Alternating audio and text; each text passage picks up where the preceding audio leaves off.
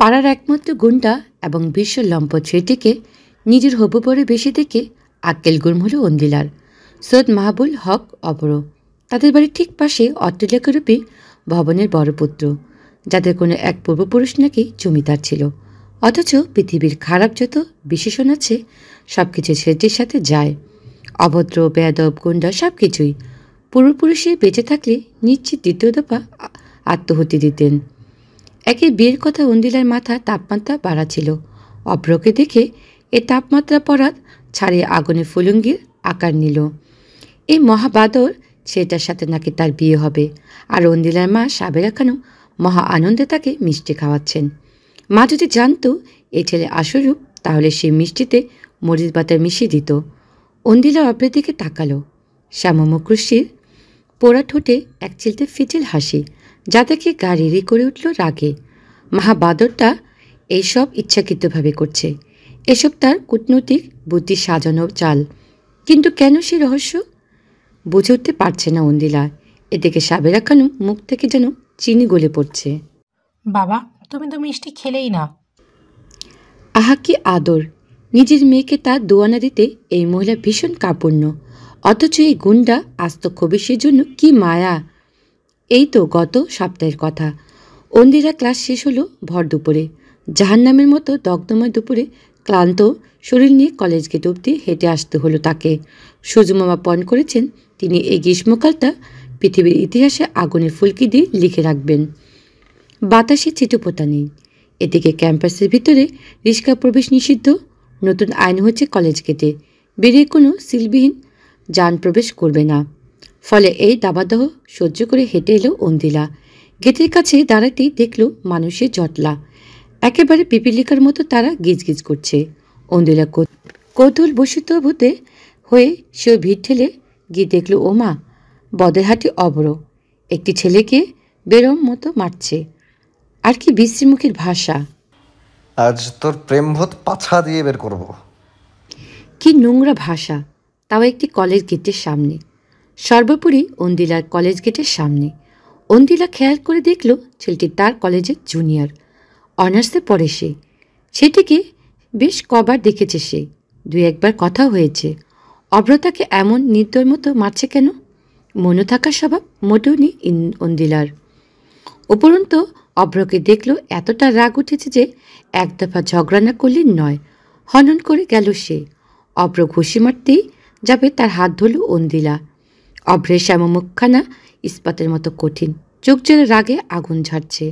তবু অন্দিলা তার সামনে দেওয়ালের মতো দাঁড়ালো, কারণ এই 6 ফুট লম্বা 90 কেজি ওজনের পুরুষটির শক্তির কাছে এই রোগাপটলা ছেলেটির সামান্য ধূলিকণা।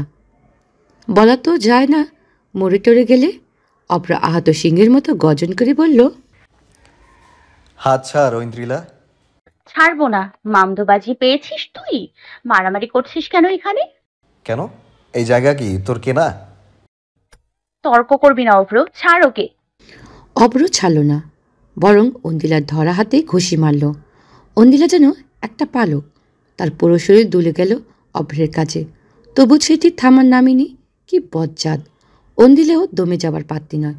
যতই হোক সে এই কলেজের মাস্টার্সের স্টুডেন্ট। কলেজে তার সম্মান আছে। তার ডিপার্টমেন্টের জুনিয়রকে তার পাড়ার ছেলে মারবে, এ তো হতে দেওয়া যাবে না।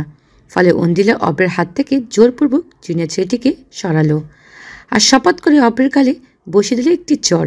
আকস্মিক কাণ্ডে অভ্র হতবাক চোখে তাকালো। তার চোখমুখে স্তব্ধতা। অন্দিলা বাঘিনীর মতো হুঙ্কার ছেড়ে বলল, ফাজলামের লিমিট আছে। গুন্ডামি দেখালে পাড়ায় দেখা, এখানে না। এটা আমার কলেজ। অন্দিলার কথিত মুখখানা লাল হয়ে আছে।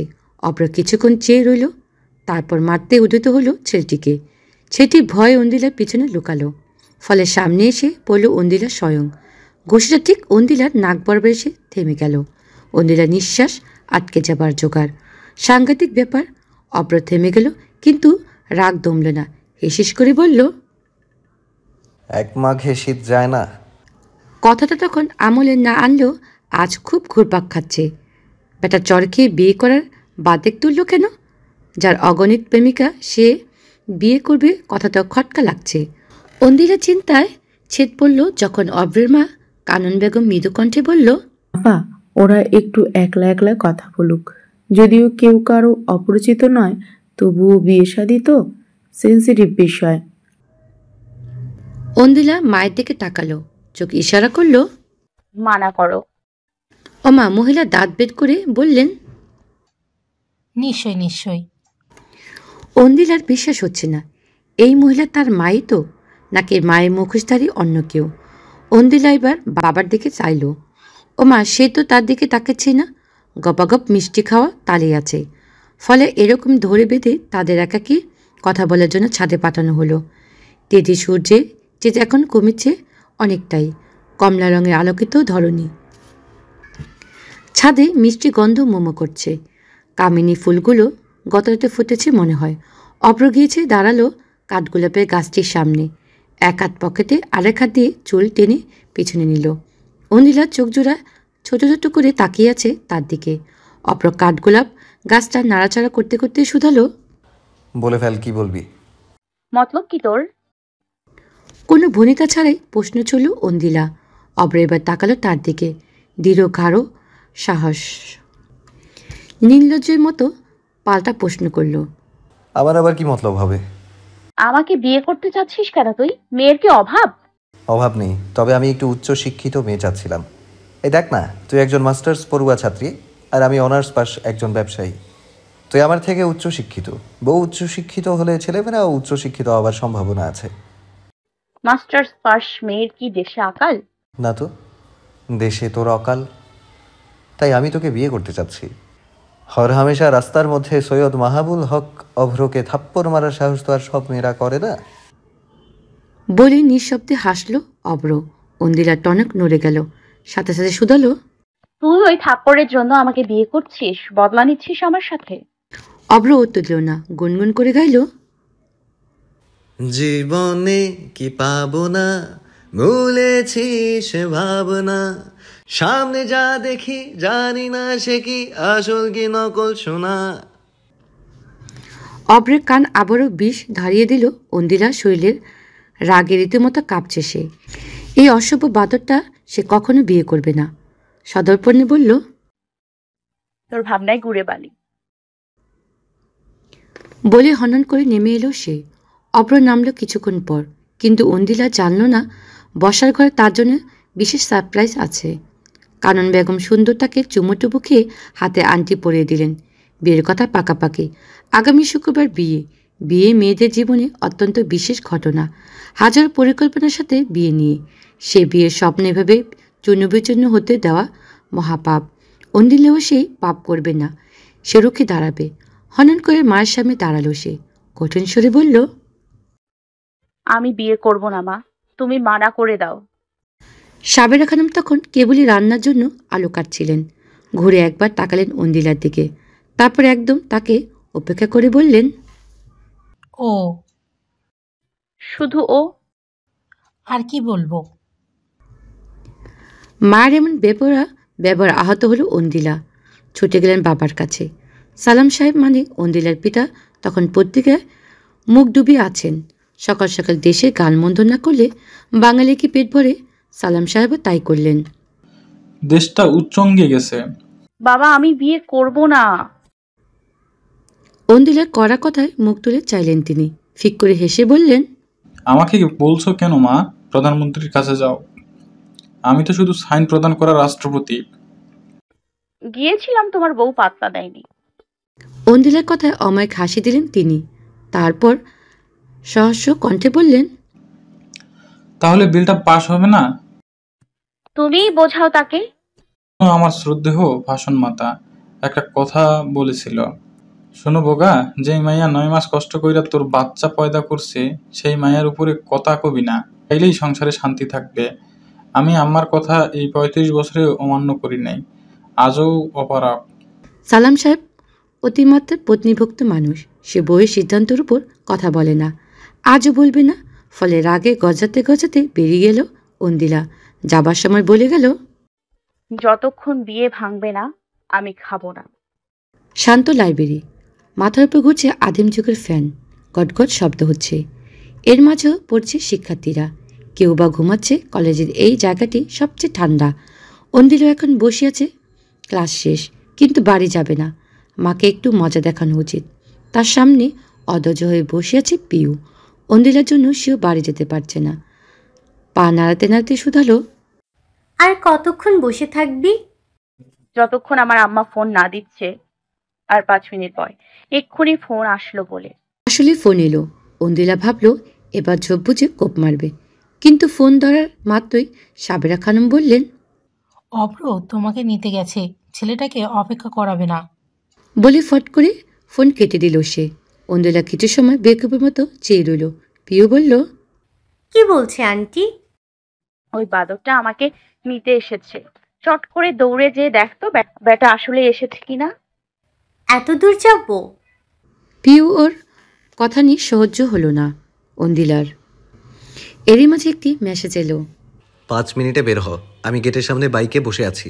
বুঝতে বাকি রইল না হাড় বজ্জা ছেলেটি চলে এসেছে। অন্দিলাও কম নয়, সে যাবে না। থাকুক রোদে বসে। এই কলেজের দারোয়ান আইডি কার্ড ছাড়া ছাত্রছাত্রীদের ঢুকতে দেয় না। ওই বেদবটাকেও তো দিবেই না। থাকুক ওখানে, রোদে বসে বসে শুটকি মাছুক। পিউকে বলল, অভ্র কিন্তু আরেকটা কাণ্ড করবে। পিউ কথা বাড়ল না। এই মেয়ের সাথে কথা বলা মানে অরণ্যের রোদন। সে বাড়ি যাবে এখন। লাইব্রেরি থেকে অন্দিলা বের হলো পাক্কা 2 ঘন্টা পর। দুপুরে সূর্য তখন ঝিমিয়ে গেছে। অব্রবেটা নিশ্চয়ই বিরক্ত হয়ে চলে গেছে। মনে মনে চাপা আনন্দটা বারে হুল্লোড় করে করছে। পাড়ার যে ওর পচকানো মুখটা দেখতে পারলে শান্তি। ইতিমধ্যে কিছু জুনিয়র ছেলে মেয়ের সাথে দেখা হলো। তাদের সাথে কথা বলছিল। অমনি কেউ তার কোমর চেপে ধরল। হঠাৎ স্পর্শে ব্যাপার ছেকে গেল অন্দিলা। পাশে তাকাতে আরও একবার তাসকি খেলো। অব্র কলেজের ভিতরে ঢুকেছে কি করে? তার বিস্ময় চরম শিখরে পৌঁছে গেল যখন সকলের সামনে ব্যাপার মতো টুপ করে তার গালে চুমু খেল অব্র। অন্দিলার বিস্ময় চরম শিখে পৌঁছে গেল যখন সকলের সামনে বেপরোয়ার মতো টুপ করে তার গালে চুমু খেল অব্র। নরম গালে রুক্ষ ঠোঁটের স্পর্শ পেতে সীতারা বেয়ে অদ্ভুত শিহরণ নেমে গেল। মস্তিষ্ক থপ করে অসর হয়ে গেল। নিজেকে ধাতস্থ করতে রাগে গা রিরি করে উঠল। জুনিয়রগুলো হা করে তাকিয়ে আছে তাদের দিকে, বিনা পয়সা যেন রঙ্গ দেখছে। অন্দিলা কিছু বলতে যাবে, অব্র তার সফেদ দাঁতগুলো বের করে নির্লজ্জের মতো বলল, দিস ইজ নট ফেয়ার বাবু। আমি ওখানে 2 ঘন্টা রোদে বসে আছি আর তুই এখানে গল্প করছিস। আমাকে 2 ঘন্টা দাঁড় করিয়ে রাখার জন্য এটা তোর শাস্তি বাবু। বাবু? কে বাবু? কার বাবু? তোকে রোদে শুটকি মাছ বানানোর জন্য তো দাঁড় করিয়ে রাখা। অন্দিলার এত রাগ হলো যে সে বাকশক্তি হারিয়ে ফেলল। অনেক কিছু বলার ইচ্ছে থাকলেও রাগের চোটে সব তালগোল পাকিয়ে গেল। অব্রকে যদি কষিয়ে থাপ্পড় মারা যেত তাহলে বোধহয় শান্তি লাগতো, কিন্তু সামনে জুনিয়রগুলো চোখ বের করে এনে তাদের দেখছে। অন্দিলা কিরমির করে বলল, তুই এখানে কি করছিস? ও মা, তোকে নিতে এসেছি। এগুলো কি তোর জুনিয়র নাকি? হ্যালো। জুনিয়রদের হ্যালো বলার তারাও গণহারে হ্যালো বলল। একটি ছেলে শুধালো, ভাইয়া আপনি? পরিচয়টা দেই, আমি তোমাদের আপুর উঠবি। আগামী কথা শেষ করতে পারল না অব্র। তার মধ্যে অন্দিলা জুনিয়রদের বলল, থাকো তোমরা, আমরা আসছি। বলেই অব্রের হাত একরকম টেনে নিয়ে গেল সে। অব্র তখনও তার নির্লজ্জতা কমালো না। ঢং করে হাত নেড়ে নেড়ে সবাইকে বাই বলল। অন্দিলার অব্রকে নিয়ে গেল একটি ফাঁকা স্থানে। 1-2টি বিল্ডিংয়ের মাঝে সরু একটা জায়গা। সাধারণত প্রেম বা নেশাখোররা জন্য ছাত্রছাত্রীরা এমন জায়গা খোঁজে। এখন এখানে কেউ নেই। এখানে সেখানে অন্দিলায় অব্রের হাত ছেড়ে দিল। রাগে গজগজ করতে অন্দিলা জোর জোরে নিঃশ্বাস নিল মস্তিষ্ক ঠান্ডা করতে। অব্র আশেপাশে ভালো করে দেখল। জায়গাটা খুব নিরিবিলি, ফলে সাংঘাতিক একটি কাজ করে বসল সে। মুহূর্তের মধ্যে অন্দিলাকে চেপে ধরল দেয়ালের সাথে। পিছেল হাসি হেসে বলল, এখানে কি প্রেম করার জন্য ডেকে এনেছিস? এটা কি ধরনের অসভ্যতা? রোশনলে দগ্ধকণ্ঠে শুধালো অন্দিলা। যা একটু রাগ কমেছিল তা আবার দাদক করে জ্বলে উঠল। চোখ থেকে আগুনে ফুলুঙ্গি বের হতে লাগলো। এতে অবশ্য তার কোমরখানা বাজাত করা সুগঠম দেহ শ্যামাপুরুষের কিছু যায় আসে না। তার দৃষ্টি স্থির গভীর। সে দৃষ্টিতে যে কারোর নয়ন ভিড়াম করতে যথেষ্ট। অন্দিলার রাগে লালচে মুখখানা দেখে যেন বাঁকা হাসি ব্যতীত হলো মানবের মুখ। রুগ্ন তর্জনী অন্দিলার কোমল গালে বিচরণ করতে করতে বলল, তোকে শেষবারের মতো ওয়ার্নিং দিচ্ছি, আমার কথার অন্যথা হলে ভালো হবে না। আজ শুধু সবার সামনে চুমু খেয়েছি, অন্যবার এর থেকেও ডেঞ্জারাস শাস্তি দিব। বদমাস অভদ্র অভ্রের এমন সতর্কবাণীতে আরেক দফা রাগে গা জ্বলে উঠল যেন অন্দিলার। চোখ রাঙিয়ে ক্ষিপ্ত গলায় বলল, সম্মুখে মানুষটির হাসি এবার প্রশস্ত হলো যেন। মুখখানা ঝুলিয়ে নিল অন্দিলার বরাবর। দূরত্ব খুবই কম, এখনই ঠোঁটজোড়া মিশে একাকার হয়ে যেতে পারে, কিন্তু বান্দা তা করল না, বরং কানের কাছটায় ঠোঁটখানা মিশে সরো খাদে নামিয়ে বলল, তোর বাবার জামাই। একটা মানুষ এত নির্লজ্জ হয় কি করে? সৃষ্টিকর্তা কি এই বেদবটাকে একটু ভালো বুদ্ধি দেয়নি? না সহ্য হলো না অন্দিলার। গায়ে যত শক্তি আছে তা দিয়ে এই দানবদের পায়ে সজোরে লাথি বসিয়ে দিল সে। আতর্কিত লাথিতে অভ্র পিছিয়ে গেল, ব্যথা পেল বোধ হয়, মুখ কুচকালো কিঞ্চিত। রাগে গজগজ করতে করতে অন্দিলা বলল, অভ্র পা ঘষতে ঘষতে হাসতে লাগলো। এই হাসি পৃথিবীর সবচেয়ে কলঙ্কিত হাসি। অন্দিলা কপাল কুচকে তা দেখল। অভ্র তখন নির্লজ্জ গলায় বলল, সেটা সময় বলে দেবে, বিয়েটা হতে দে। আমি দিনরাত খালি চুমুই খাবো, দেখবো আমার হাত কি করে বাঁধিস। অন্দিলা গলার নালি ফুলে উঠেছে শুধু। এত রাগ হচ্ছে। এই 90 কেজি হনুমানটির ইট দিয়ে মাথা ফাটিয়ে দিতে ইচ্ছে করছে, কিন্তু মাথা অব্দি তার উচ্চতা নয়, তাই মাথা ফাটাতে পারছে না। অভ্র এখনো হাসছে, সদর্পণে বলল, আমি তখন দমকল মানে শাশুড়ি মাকে সামনে দাঁড় করিয়ে দিব।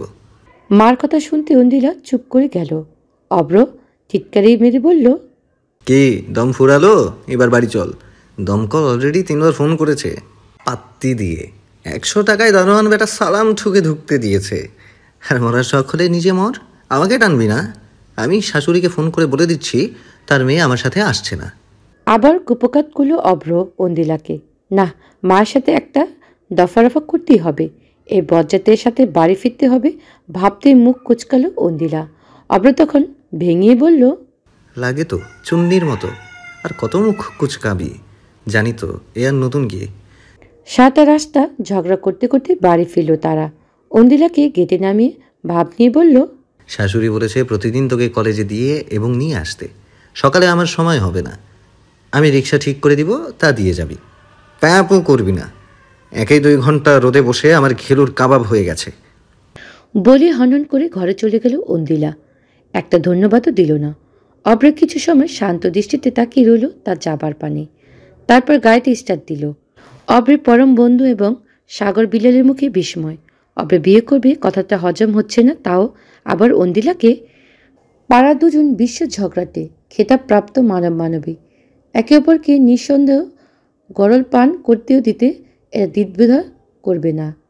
সাপ আর নিয়েলেও কি ঘর করতে পারে? অভ্রকে দেখলে তো ফোঁস করে উঠে অন্দিলা। অভ্র তখন সার হিসেব মিলাচ্ছিল। বিলালের বিস্ময় ড্যাব নজর তাকে বিরক্ত করলো। হিনীন স্বরে শুধালো, বলে ফেল, তুই আসলেই বিয়ে করেছিস? নকলে কি করে বিয়ে করে? হ্যাঁ। বিলাল সূচক শব্দ করলো। টেবিলের কোণে থেকেই বলল, তুই অদ্রিলাকে আসলেই বিয়ে করেছিস? অভ্র ভনিতা ছাড়াই উত্তর দিল, হ্যাঁ। কেন অদ্রিলা কেন? তোদের যা অতীত, তাতে সংসার তো যুদ্ধ ময়দান হয়ে যাবে রে। অভ্র হাসলো, যা দুর্লভ্য ঠেকলো বিলালের কাছে। বিরক্ত নিয়ে বলল, হাসিস না তো, বিরক্তি লাগছে। কি উদ্দেশ্য বিয়ে করেছিস সেইটা বল। কোনো উদ্দেশ্য নেই, উদ্দেশ্যহীন বিয়ে আমার। তাই বলে অদ্রিলা? ওর থেকে ভালো আর কে আছে? শোন, বিবাহিত জীবন মানেই স্বাধীনতার অবক্ষয়, মনোরঞ্জনের দুর্যোগ। ঐন্দ্রিলার সাথে থাকলে এ দুটো কখনোই হবে না। হয় ও আমার মাথা ফাটাবে, নয় আমি ওর, কিন্তু জীবনেও বোর হব না। ও তোকে ঘৃণা করে অভ্র। বিলালের সে উক্তিতে থেমে গেল অভ্র। কিছুক্ষণ চুপ করে রইল, তারপর সাহস্য কণ্ঠে বলল, এজন্যই তো কখনো বোর হব না। বিলাল কথা বাড়ল না। লাভ নেই এই আধা পাগলের সাথে কথা বলিয়ে। সকাল থেকে নিরম্বরে মন খারাপ। সূর্যের তেজ ক্ষীণ, মেঘ করছে দক্ষিণে, বাতাস নেই, তবে বৃষ্টি হতে পারে। অন্দিলা বের হলো দেরি করে। কেচি গেট খুলতে শান্ত মেজাজে খিচিয়ে গেল। সামনে দোকানের পায়ের ওপর পা তুলে বসে আছে অভ্র, হাতে একটি জ্বলন্ত সিগারেট। বিলাল একটি রিক্সা ডেকে বলল, ভাবি রিকশায় ওঠেন। ভাবি শব্দটা বিষের মতো ঠেকে যেন। সাপের মতো ফোঁস করে উঠল অন্দিলা। এই আমি তোমার কোন ভাইয়ের বউ? একদম আজে বাজে নামে ডাকবে না, আপু বলে ডাকবে আমায়। বিল্লাল বিপাকে পড়ে গেল এই সাপের নেউলের যুদ্ধে।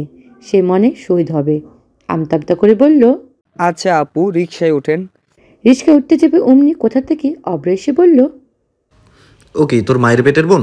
আপু বলছিস কেন? আমার বউ ও, ভাবি বল। আমাকে ভাবি রাখলে তোমার খবর আছে বিল্লাল। ওকে ভাবি না ডাকলে তোকে গোডাউনেই ঢুকতে দেবো না। খাইস আর সিগারেট। বিল্লাল ভালো হবে না কিন্তু। দুজনে যন্ত্রণা অতিষ্ঠ হয়ে গেল। বিল্লাল অধৈর্য হয়ে বলল, ধ্যাত, থামবি তোরা। এই ভাবি আপু, আপনি রিকশায় ওঠেন, এখন উঠবেন, নয়তো আমার থেকে খারাপ কেউ হবে না। বিল্লালের ধমকে উভয় শান্ত হলো। বাধ্য হয়ে রিস্কে উঠল অন্দিলা। কারণ বৃষ্টি নামবে। এই বেয়াদবের জন্য সে ভিজবে কেন? বিকালে মেঘলা অম্বরে তোলে ঘাসের উপরে বসে আছে অন্দিলায়। অপেক্ষা নিজের গাধা প্রেমিকের। হ্যাঁ, অন্দিলা প্রেম করে। প্রেমের বয়সকাল 3 মাস।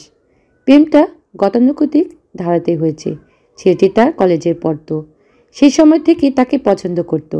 সে পছন্দের সূত্র ধরে প্রেম। অন্দিলার মাঝে মাঝে প্রশ্ন হয়, তার মতো রক্তটা জগরটে মানুষের সাথে এই ছেলেটা কী করে মানিয়ে নিচ্ছে। অবশ্য দরকারের সময় তাকে কোনো কালে পাওয়া যায় না। এই যে 3 দিন যাবৎ হন্য হয়ে অন্দিলা তাকে খুঁজছে। মহাশের টিকেও পেল না। আজ ফোন খুলছে। অন্দিলা ফোন ধরতে বলল, তোমার সাথে আমার জরুরি কথা আছে। ফোনে বিয়ের কথাটি বলতে পারল না অন্দিলায়। গাধার নাম পিয়াল। আধা ঘন্টা হয়ে গেছে, এখনো পিয়ালের দেখা না মেলায় বিরক্ত হয়ে উঠে যেতে নিলে তার দেখা মিলল। রাগী স্বরে শুধাতে নিবে দেরির কারণ লক্ষ্য করল ছেলেটির চোখে নিচে কালের চিটে বা হাত গলায় ঝুলছে। অস্থির স্বরে শুধালো, এগুলো কি হয়েছে? কি আর হবে, মার খেয়েছি। মেরেছে তোমাকে? কে আবার? তোমার পাড়ার গুন্ডাটা অভদ্র। শুধু মারেনি, বলেছে তোমার সাথে কথা বললেও আমাকে আইসিইউতে পাঠিয়ে দিবে। ঐন্দ্রিলা, আমি আগে জানলে কখনো তোমার সাথে প্রেম করতাম না। আমাকে মাফ করো। আজ থেকে তোমার আমার ব্রেকআপ। পিয়ালের দিকে স্তব্ধিত চোখে তাকিয়ে আছে অন্দিলা। তার কানে কথাগুলো আসছে বলে কিন্তু মস্তিষ্ক অনুধাবন করতে পারছে না। বিমূঢ় স্বরে শুধালো, তুমি আমার সাথে ব্রেকআপ করতে চাও? পিয়াল একটু রইস হয়ে বলল, ব্রেকআপ একটা খুব নর্মাল ব্যাপার ঐন্দ্রিলা। এখানে ভেঙে পড়ার কিছু নেই। আর এমন তো নয় যে আমাদের সম্পর্ক যুগ যুগান্তরের, মাত্র 3 মাসেরই তো। হ্যাঁ, পিয়াল এবং অন্দিলার সম্পর্কটি 3 মাসের। অন্দিলা পিয়ালকে পাগলের মতো ভালোবাসে, এমনটা নয়। তবু এই ব্রেকআপের কথাটা মানতে কষ্ট হচ্ছে, খুব কষ্ট হচ্ছে। মস্তিষ্ক মানতে পারছে না। কোথাও না কোথাও সে পিয়ালকে ভরসা করতে শুরু করেছিল। পিয়াল কথা প্রকৃতি ছেলে, 1 নম্বরে ভিতর ডিম। একজন তার প্রতি খুব মায়া হতো অন্দিলার। এখনো মনে আছে এই ছেলেটা প্রেমের আগে সারা রাত অন্দিলার জন্য বসে থাকতো, যেন মেয়েটি একটু তার সাথে কথা বলে। তখন অন্দিলার রক্তটা ব্যবহারই করতো তার সাথে, খ্যাচমেচ করতো, অথচ ছেলেটি প্রেম গলা স্বরে বলতো, তোমার রাগী কণ্ঠ শুনলেই চিত্ত শান্ত হয়ে যায়। প্রেম হলে রাখতে ভুলো না। যদি ভুলেও যাও, আমি রাগিয়ে দেব তোমায়। অথচ আজ ছেলেটার এমন কাপুরুষ সেটা মানতে পারছে না। অন্দিলা বিমূঢ় স্বরে শুধালো, আজীব, আমি তোমার জন্য মার খাবো কেন? পিয়ালের উক্তিটা মাথায় ঘুণ ধরিয়ে দিল। অন্দিলা দৃষ্টি ধারালো হয়ে গেল। ক্ষণিকের কষ্টটা ধপ করে অপমানের মতো ঠেকালো। কি বিশ্রীর অপমান! ঠিকই তো, 3 মাসের প্রেমের জন্য সে মার খাবে কেন? নিজের উপর চরম রাগ হলো। কেন দ্বিতীয়বার ভুল মানুষকে বিশ্বাস করতে গেল সে? পিয়াল একটু থেমে বলল, আমাদের প্রেম মাত্র 3 মাসেরই ঐন্দ্রিলা। 3 মাসে এত প্রেম হয়নি যে আমি আইসিইউ যাবার রিস্ক নিব। B practical. এমনিই তোমার জন্য মার খেয়ে হাসপাতালে পড়েছিলাম। 3 দিনের কেবিন ভাড়া এসেছে 20,000। তোমার সাথে প্রেম করে আমার 20,000 গচ্ছা। এই 20,000 আমার 1 মাসের বেতন, জানো তুমি? কথাটা শেষ হবার পূর্বে সপাট করে তার রুগ্ন গালে চর বসিয়ে দিল অন্দিলা। আকস্মিক আক্রমণে পিয়াল চক্ষু চরক গাছ। তাতস্থ হতেই অনুধাবন হলো তার গাল জ্বলছে, কারণ সেখানে অন্দিলার 5 আঙ্গুলের ছাপ। অন্দিলা বরফ শীতল স্বরে বলল, মানুষের বাচ্চা হলে এই থাপ্পড়টা আজীবন মনে রাখবে। তুমি কি আমার সাথে ব্রেকআপ করবে? আমি তোমার মুখ দেখবো না। আর তোমার বিকাশে 20,000 টাকা পাঠিয়ে দিব, ক্যাশ আউট খরচ সহ। ওই টাকা দিয়ে ধুয়ে ধুয়ে পানি খেও, গাধা কোথাকার। অন্দিলা এক মুহূর্তে দাঁড়ালো না, দ্রুত পায়ে হাঁটতে লাগলো।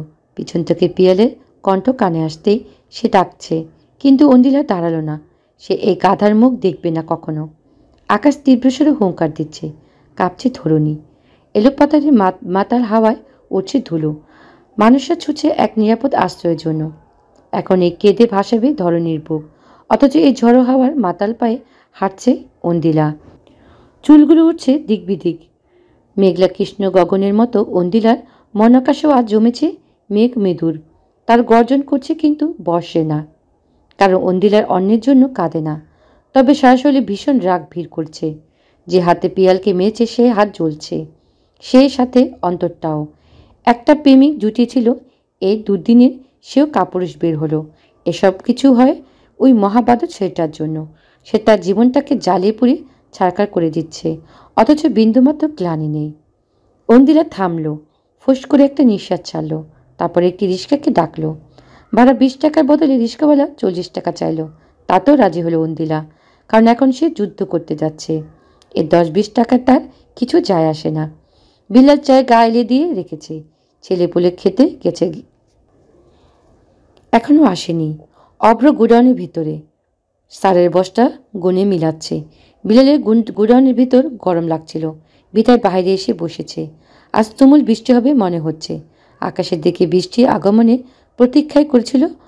অমনি গর্জনে বেগে একটি ব্যাটারি চালিত রিক্সা থামল দোকানের সামনে। রিক্সা থেমে সেকেন্ডের মধ্যে থামল অন্দিলা। বিলালকে কাটকাট গলায় বলল, বিল্লাল, অভ্র কোথায়? হ্যাঁ, বলছি হারামিটা কোথায়? বিলালের সময় লাগলো বুঝতে কি হচ্ছে। আমতা আমতা করে বলল, গোডাউনে। আচ্ছা, তুমি ওনাকে 40 টাকা দিয়ে দাও। একেবারে কঠিন ফরমান জারি করে গটগট করে গোডাউনের দিকে চলে গেল অন্দিলা। বিলাল হতবাক দৃষ্টিতে চেয়ে রইল। বৃষ্টির ধ্বনিতে আসবে কিনা সন্দেহ থাকলে গোডাউনে যে আজ কালবৈশাখী শিরোর আইলা আফমান সব হবে তাতে সন্দেহ নেই। হতাশ নিঃশ্বাস ফেলল বিল্লাল। রিক্সাওয়ালাকে 50 টাকা নিয়ে বলল, আমার বন্ধুর জন্য দোয়া করবেন, বেচারার জীবনে তুফান আসছে। রিক্সাওয়ালা ফিক করে হেসে বলল, অব্র কাজে নিমগ্ন। সারের বস্তাগুলো গুনে ঠুকে রাখল সে। চেয়ারে বসতে না বসতে ঝড়ের বেগে অন্দিলা হাজির হলো তার সামনে। এই বিস্ময় কাটিয়ে উঠতে যাবে অমনি প্রশ্ন চলল, তুই পিয়ালকে মেরেছিস কেন? অব্র স্থির চোখে তাকিয়ে রইল কয়েক পল, এরপর হিসেব খাতায় খুলতে খুলতে বলল, এমনি, ওর থোবরা আমার ভালো লাগেনি। অব্রের কথায় আকাশ থেকে পড়ল যেন অন্দিলা। প্রথমে বাকশূন্য হয়ে গেল এমন উৎকট উত্তরে, তারপর রাগে মস্তিষ্কে ফেটে যাবার জোগাড় হলো। তীক্ষ্ণস্বরে বলল, তুই কি ওর সাথে বিয়া বসতি নাকি যে ওর থোপড়া তোর ভালো লাগেনি? ওমা, সে আমার বউয়ের সাথে প্রেম করছে, আমার দেখা লাগবে না তার চেহারা সুরত কেমন? আমার একটা দায়িত্ব আছে। তোর দায়িত্বের গুষ্টি কিলাই। তোর জন্য আজ সে আমার সাথে ব্রেকআপ করেছে। তোর কি আমার সুখ সহ্য হয় না? রাগে গজগজ করতে করতে অন্দিলা কথা বলল। কথাটা শেষ হবার পূর্বেই অব্রে অট্টহাসি ফেটে পড়ল। হাসতে হাসতে বলল, কি রাম ছাগল আমদানি করেছিস যে সামান্য মারে লেজ গুটিয়ে পালায়? তোর পছন্দ আছে। অব্রে উঠে দাঁড়ালো, অন্দিলার সম্মুখে দাঁড়ালো। একটু ঝুঁকে মুখখানে অন্দিলার মুখে সামনে এনে বলল, দেখেছিস, তোর প্রেমিক তোর জন্য একটু মার খেতে পারে না, অথচ আমি তোর জন্য মানুষকে মারতে পারি। আমি কত ভালো ছেলে। অব্রের কথাটা শুনে মুখ কুচকে ফেলল অন্দিলা। হাত জোর করে রাগে সরে বলল, এতই ভালো যখন আমাকে একটু রেহাই দে, একটু শান্তি দে। অব্র তার কথা সম্পূর্ণ অপেক্ষা করে বলল, দুপুরে ভাত খেয়েছিস? খাসনি তো, দাঁড়া। বলে বিলালকে ডাকলো সে। বিলাল ভয় ভয়ে ঘরে প্রবেশ করলো। না সুনামি আসেনি, তবে অন্দিলা এখনো রাগে গজগজ করছে। একটু আগ অব্দি তার ক্রোধান্ত স্বর বাহির অব্দি শোনা যাচ্ছিল। বিলালকে দেখে একটা 500 টাকা নোট ধরিয়ে দিল অভ্র। বলল, এখনই পল্টুর দোকানে যা, সিঙ্গারা নিয়ে আয়, নতুন করে ভেজে আনবি। আলুতে ইচ্ছে মতো ঝাল যেন থাকে, আর অবশ্যই সস আনবি। পার সিঙ্গারা 2টো করে সস। এ তো সস? আমার বউ আবার সসের সাগরে সাঁতার কাটতে ভালোবাসে। অন্দিলার তীক্ষ্ণ দৃষ্টি আগুন ঝরছে অব্রের দিকে। বিলাল সেদিকে তাকালই না। দৌড়ে যেয়ে 20 মিনিটের মধ্যে ফিরে এলো সিঙ্গারা নিয়ে। অব্র জোর করে অন্দিলাকে বসালো চেয়ারে। সিঙ্গারা প্লেট দিয়ে এগিয়ে বলল, শোন বাবু, এত রাগ করিস না। রাগ করলে তোর মুখে ভাঁজ পড়ে যাবে। এমনিতেই তোকে খারাপ মা লাগে, আরও বুড়ি হলে দাদি লাগবে। আমার আবার দাদিদের চুমু খেতে ভালো লাগে না। তখন তুই বলে বেড়াবি তোর বর আনরোম্যান্টিক। এর থেকে বলি কি, ঠান্ডা হ, রাগ করিস না। নে সিঙ্গারা খা, সস এনেছি, পার সিঙ্গারার 2 প্যাকেট। আমি মরে গেলে তুই সবার আগে হাত পা ছড়িয়ে কাঁদবি। এই নীলজ্জের সাথে কথা বলে লাভ নেই। সদ্য গরম ভাজা পল্টুর দোকানে সিঙ্গারা দেখে লোভ সামলাতে পারল না অন্দিলায়। এই গাধা পিয়েলের জন্য দুপুরে খাওয়া হয়নি, তাই প্লেটটা নিয়ে নিঃশব্দে খেতে লাগলো। আর অব্র মুখে হাত দিয়ে তার লালচে মুখখানা দেখছে আর নিঃশব্দে হাসছে। বিল্লাল দূর থেকে এই দৃশ্যটি দেখল। কি বলবে, এরা একে অপরের মহাশত্রু। কি সুন্দর মুখোমুখি বসে সিঙ্গারা খাচ্ছে। আহা, একেবারে যেন প্রেমিক প্রেমিকা। ঢং যত সব। অন্দিলা ঠিক করলো ঘরে এবার একটি হ্যাসনস্ত করেই ছাড়বে। বিয়ের দিন বেশি দূরে নেই। এখন যদি কিছু না করে এই অব্রকে সারা জীবনের জন্য গলায় ঝুলাতে হবে। এই তো গতকালে মাকে বোঝানোর চেষ্টা করছিল সে। সাবেরা তখন কাপড় ভাঁজ করছিল। অন্দিলা তার পাশে বসলো, সদর্পণে বলল, মা, আমি অভ্রকে কি করে বিয়ে করি? ও সারের ব্যবসায়ী। আমারও একটা ক্লাস আছে। লোকে জিজ্ঞেস করলে কি বলবো? আমার বর কি করে? সে কিনা সার বেচে। সাবেরা অন্দিলার দিকে না তাকিয়ে নির্লিপ্ত গলায় বলল, তোমার বাবা সরিষা তেল ভাঙে। সালাম সাহেব পাশে হেলান দিয়ে শুয়েছিলেন। বউয়ের কথা সে কেসে উঠল। অন্দিলা বাবার দিকে তাকিয়ে বলল, আমার বাবার মিল আছে, সরিষার তেল প্রডিউসার মিল আছে। সে তেল ভাঙে না। অভ্রর বিশাল দোকান আছে, ছেলে সৎ, কর্মঠ, ভালো ইনকাম। আমার আর কি চাই? এই জেদি মহিলার সাথে কথা বলে আর পারল না অন্দিলা। কিন্তু আজ যা হয়েছে তারপর চুপ করে থাকা যায় না। অন্দিলা বাসায় এসে সাথে সাথে চলে গেল রান্নাঘরে। সাবেরা খানম সালাম সাহেবের জন্য চা বানাচ্ছিলেন। অন্দিলা শক্ত কণ্ঠে বলল, মা, আমি বিয়ে করব না। আমার নিজস্ব একটা মতামত আছে, কিন্তু আমি একজন অ্যাডাল্ট। সাবেরা চা বানতে বানতে দায়সারভাবে বললেন, তা অ্যাডাল মানুষ নিজের চায়ের কাপটা তো নিজেই রান্নাঘর অবধি আনতে পারো না, আমার নিয়ে আসতে হয়। তোমার কাপড়গুলোও আমি ভাঁজ করে দিই। তুমি অন্তত আমাকে অ্যাডাল ভাষণ দিও না। সাবেরা সূক্ষ্ম অপমান দাঁত কামড়ে শুনল অন্দিলা। হতাশ্বরে বলল, তুমি আমাকে অপমান করছো। সম্মান কমাও, তারপর অপমান গায়ে লাগিও। অন্দিলা বাবার দিকে তাকালো, কিন্তু বউকে ভালোবাসে তিনি কিছুই বলল না। চরম পত্নীভোগী কিনা। অন্দিলা এবার আর সহ্য হলো না করতে পেরে বলল, একটা গুন্ডা না, রাস্তাঘাটে মানুষকে ধরে ধরে পেটায়, চোখ কালো করে দেয়, হাত ভেঙে গলায় ঝুলিয়ে দেয়। সাবেরা খাতুন তার হাতের কাজে ক্ষান্ত দিলেন। অন্দিলার দিকে চাইলেন, তারপর বড়ই স্বাভাবিক ভঙ্গিতে বললেন, ছেলে মানুষ মারপিট করবে না তো কি তুমি মারপিট করবে? মানে কি? তুমি এটাকে সাপোর্ট দিচ্ছ? দেখো, একজন দাগড়া জোয়ান ছেলে, রক্ত গরম, একটু হাত পা চালানো তো মন্দ না। ছেলে মানুষকে অন্তত ভেজা বেড়ার রূপে ভালো লাগে না। আমার বাবা তো মারপিট করে না। তোমার বাবা ওর বয়সে কতজনের মাথা ফাটিয়েছে সেই হিসাব তার কাছেও আছে বলে আমি মনে করি না। তোমার বাবা যদি লেদা টাইপ হতেন আমি তাকে বিয়ে করতাম না। সালাম সাহেব তখন লাজুক স্বরে বললেন, আহা সাবেরা, তুমি যে কি বলো না। মিথ্যা তো বলছি না। কোনো ছেলে আমাকে প্রেম করার কথা বলতে আসলেই তুমি তো তাদের মেরে খেলাতে। অন্দিলা হতবাক দৃষ্টিতে মা বাবার দিকে চেয়ে রইল। অবিশ্বাস কণ্ঠে শুধালো, আমার বাবা মাথা ফাটিয়েছে? হ্যাঁ, তার যা রাগ ছিল বিয়ের আগে, এদিক ওদিক হলেই মানুষকে উঠিয়ে মাটিতে আছাড় দিত। একবার জেলেও গেছে। অব্রর সেই রেকর্ডটা তো নেই। পুরুষ মানুষ, বাইরে সিংহ, ঘরে বিড়াল, এটাই হলে সংসার সুখের হয়। অব্রকে দেখে আমার তাই মনে হয়। নিজের কোমল ভালো মানুষই বাবার এমন হিস্টোরি শুনে ঠিক কেমন প্রতিক্রিয়া দেখাবে জানেনি অন্দিলা। তবে এসব মেন কথা নয়, আসল কথা অব্র একটা বদ। অন্দিলা নাছর বান্দা, আজ বিয়ে হেনস্ত করবেই। সে অসহায় স্বরে বলল, আমি অভ্রকে পছন্দ করি না মা। দেখা যাবে বিয়ের পর রাগে ওর মাথা ফাটিয়ে দিব। সাবেরা পেঁয়াজ কাটছিল, কিন্তু সে কর্তন থেমে গেল। চাইনিজ চোপার রেখে দিলেন চপিং বোর্ডে, শান্ত স্বরে বললেন, সমস্যা নেই তো, আমার নানা আমাকে অনেক সোনা দিয়েছে, ওগুলো বেচে তোমাকে বেল করিয়ে দেব। তিনি একটু থেমে আবার বললেন, তুমি একটা পুরোদস্ত আমরা কাঠের ঢেকি মা, তোমাকে অন্যের ঘাড়ে গছিয়ে দেবার কথা আমি দুঃস্বপ্নেও ভাবতে পারি না। কাননকে দিচ্ছি, কারণ সে নিজ দায়ভারে তোমাকে চাইতে এসেছে। আমি তো তোমাকে দেখেই অবাক, এমন আশ্চর্য হয়ে নাই কি। বিয়ের পর যদি কানন আমাকে ধরেও আমি বলবো তুমি নিজ দায়িত্বে নিয়েছ, ডিফেক্ট পিস, আমার দায়ভার নেই। আর বাড়ির পাশের মানুষ তারা যদি একটু ট্যাটু টু করে, তাদের নাকে ধরি দেওয়ার ক্ষমতা আমার আছে। কিভাবে? ওদের বাড়ির মাঝে তোমার দাদার 1 শতক জমি আছে, সেটা তাদের লিখে দেওয়া হয়নি। তোমার সাথে একটু এদিক ওদিক করলেই আমি ওই বাড়িতে রোড রোলার চালাবো। তাই মা, এই সুযোগ আমি হাতছাড়া করতে পারবো না। মার এমন মহা পরিকল্পনা ক্ষণিকের জন্য হলো অন্দিলার মাথায় খেলল। অব্রকে বিয়ে করা এত খারাপ বুদ্ধি নয়। সালাম সাহেবের স্ত্রী প্রশংসা করে বললেন, তোমার তো সেই বুদ্ধি।